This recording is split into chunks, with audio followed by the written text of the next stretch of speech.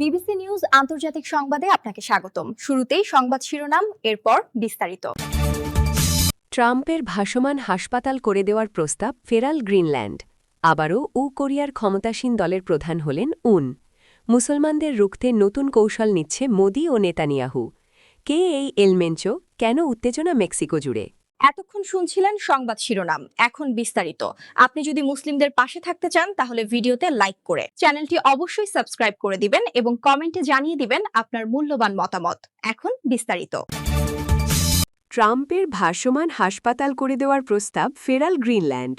মার্কিন president Donald ট্রাম্পের পক্ষ থেকে গ্রিনল্যান্ডে একটি বিশাল ভাসমান হাসপাতাল পাঠানোর প্রস্তাব সরাসরি প্রত্যাখ্যান করেছে ডেনমার্ক ও গ্রিনল্যান্ড কর্তৃপক্ষ। সম্প্রতি সামাজিক যোগাযোগ মাধ্যম ট্রুথ সোশ্যালে দেওয়া এক পোস্টে ট্রাম্প দাবি করেন গ্রিনল্যান্ডের মানুষ অসুস্থ এবং তারা প্রয়োজনীয় চিকিৎসা সেবা পাচ্ছে না, তাই লুইজিয়ানার গভর্নর জেফ ল্যান্ড্রির সহায়তায় তিনি দ্বীপটিতে একটি উন্নত চিকিৎসা জাহাজ পাঠাচ্ছেন। এমনকি জাহাজটি ইতিমধ্যেই রওনা হয়েছে বলেও তিনি দাবি করেন। ট্রাম্পের এই প্রস্তাবের জবাবে গ্রিনল্যান্ডের প্রধানমন্ত্রী জেন্স ফ্রেডরিক নিলসেন ফেসবুকে লিখেছেন, আমাদের পক্ষ থেকে ধন্যবাদ সহ এই প্রস্তাব প্রত্যাখ্যান করা হল। তিনি স্পষ্ট করে জানান, গ্রিনল্যান্ডে একটি পাবলিক স্বাস্থ্য ব্যবস্থা বিদ্যমান যেখানে নাগরিকদের বিনামূল্যে চিকিৎসা দেওয়া হয়। ডেনমার্কের প্রধানমন্ত্রী মেটে ফ্রেডরিকসেন ও ট্রাম্পের দাবির বিরোধিতা করে বলেন, তারা এমন একটি দেশে বাস করেন যেখানে বিমা বা সম্পদ নয়, বরং প্রতিটি নাগরিকের সমান ও বিনামূল্যে চিকিৎসা পাওয়ার অধিকার রয়েছে। আবারও কোরিয়ার ক্ষমতাসীন দলের প্রধান হলেন উত্তর কোরিয়ার ক্ষমতাসীন ওয়ার্কার্স পার্টি আবারও কিম জং উনকে দলটির সাধারণ সম্পাদক হিসেবে নির্বাচিত করেছে। পিয়াংইয়ংয়ে চলমান ক্ষমতাসীন দলের নবম কংগ্রেসে সর্বসম্মতিক্রমে তাকে এই পদে পুনরায় বহাল করা হয়। বৃহস্পতিবার ১৯ ফেব্রুয়ারি থেকে শুরু হওয়া এই কংগ্রেসের চতুর্থ দিনে রাষ্ট্রীয় সংবাদ মাধ্যম কেসিএনএ এই ঘোষণা দেয়। ১৯৪০-এর দশক থেকে উত্তর কোরিয়ায় কিম পরিবারের একচ্ছত্র শাসন চায়, এই পুনর্নিয়োগকে একটি আনুষ্ঠানিক প্রক্রিয়া হিসেবেই দেখছেন আন্তর্জাতিক বিশ্লেষকরা। কংগ্রেসের উদ্বোধনী বক্তব্যে কিম জং দেশের অর্থনীতি এবং জনগণের জীবনযাত্রার মানোন্নয়নকে একটি গুরুত্বপূর্ণ এবং জরুরি ঐতিহাসিক কাজ হিসেবে অভিহিত করেছেন।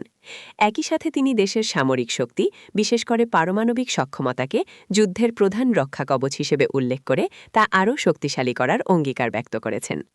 আন্তর্জাতিক নিষেধাজ্ঞা সত্ত্বেও উত্তর কোরিয়া ক্রমাগত তাদের আন্তঃমহাদেশীয় ক্ষেপণাস্ত্র পরীক্ষা চালিয়ে যাচ্ছে, যা পশ্চিমা দেশগুলো, বিশেষ করে যুক্তরাষ্ট্রের জন্য একটি বড় চ্যালেঞ্জ হয়ে দাঁড়িয়েছে। মুসলমানদের রুখতে নতুন কৌশল নিচ্ছে মোদি ও নেতানিয়াহু। ইসরায়েলি প্রধানমন্ত্রী বেনিয়ামিন নেতানিয়াহু মধ্যপ্রাচ্যে একটি নতুন আঞ্চলিক জোট গড়ার পরিকল্পনা ঘোষণা করেছেন, তার মতে যা মূলত উগ্রবাদী শক্তির বিরুদ্ধে একটি ঢাল হিসাবে কাজ করবে। রোববার ২২ ফেব্রুয়ারি ভারতের প্রধানমন্ত্রী নরেন্দ্র মোদীর আসন্ন ইসরায়েল সফরকে কেন্দ্র করে এই পরিকল্পনার কথা জানান তিনি। নেতানিয়াহু এই জোটকে একটি হেক্সাগন বা ষড়ভুজাকৃতির জোট হিসেবে বর্ণনা করেছেন, যেখানে ভারত একটি প্রধান অংশীদার হিসেবে থাকবে।